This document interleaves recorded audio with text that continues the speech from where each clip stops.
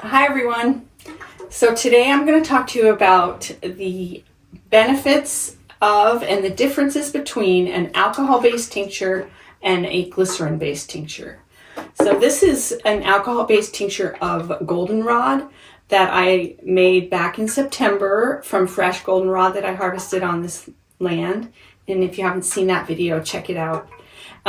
So an alcohol-based tincture is the common tincture that's used. The two benefits of an alcohol-based tincture are, number one, that it's more potent than a glycerin-based tincture in that because it's alcohol, it can extract the beneficial properties of the herb more thoroughly than a glycerin extract.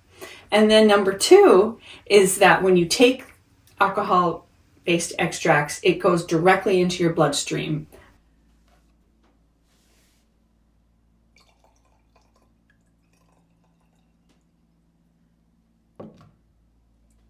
So today I'm going to make a glycerin-based tincture of nettles because I want to administer it to my dog.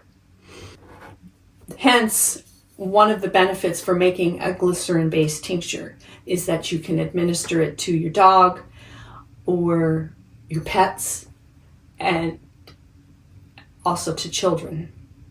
I am going to be working from this book here and with consent from the author, Dr. J.J. Purcell. In learning about this process, she goes into a list of herbs that can be used for a glycerin extract. And when you do that, it's called a glycerite.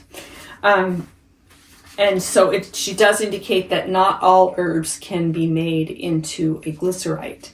And I'm not going to go into the list of herbs that can't. She goes into a list of herbs that can, and one of them is nettles. So if you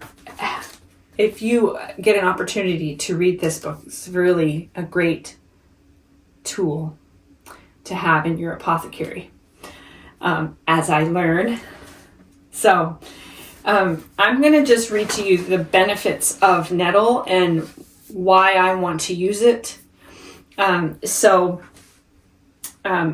It's called stinging nettle, and the parts used are the leaves, the roots, and the seeds.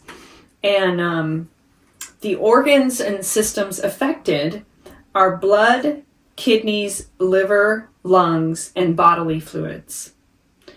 Therapeutic actions are that it's an alterative, antiseptic, astringent, diuretic, expectorant, galactagogue, hemostatic, and a nutritive. Its nature is neutral, cool, dry, salty, and slightly sweet. And if you haven't had a cup of nettles tea, you should try it because it's good. And if you like leafy greens, then you would like nettles tea because it tastes like a bowl of spinach to me.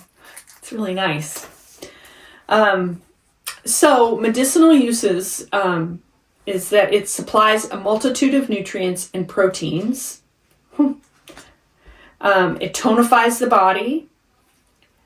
It relieves allergy symptoms. And on this note, when you use nettles to relieve allergy symptoms, she says that most practitioners recommend freeze-dried nettle or fresh tincture for this purpose. But a nettle infusion works well too. It also relieves inflammatory pain. It supports and heals the nerves and surrounding tissues. And it stimulates and supports thyroid, kidneys, prostate, and scalp. Contraindications. Some consider nettle to be too drying, leading to symptoms such as headaches or constipation. So if this seems true for you, blend it with something moistening, such as violet which will lessen the drying effects and still provide the bountiful effects of nettle. So today we're going to make a glycerite with dried nettles. When you're using a dried herb to make a glycerite, you have to add water to the mixture. So it's 3 parts glycerin to 1 part water. So I had 2/3 cup of glycerin, and then I just added a 1/3 cup of water to make a 1 cup. And you put you fill a jar halfway with your dried herbs, and then you fill the jar with your glycerin water mixture, which by the way is called a menstruum.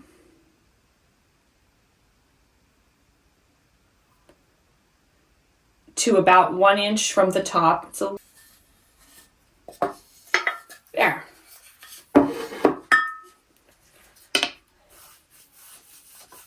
And get the bubbles out and get the herb mixed in nicely. And then this is going to sit in a dark room for another month to 6 weeks. And I'm going to shake it daily. And then I'm going to give this to my dog. The reason being is that she tends to run hot. And so I think her kidneys could use some cooling down. And nettles is cooling. So that's what we're going to do. So these are both beneficial. One is just more potent than the other. So hope you enjoyed the video, and thanks for watching. See you next time. Take care.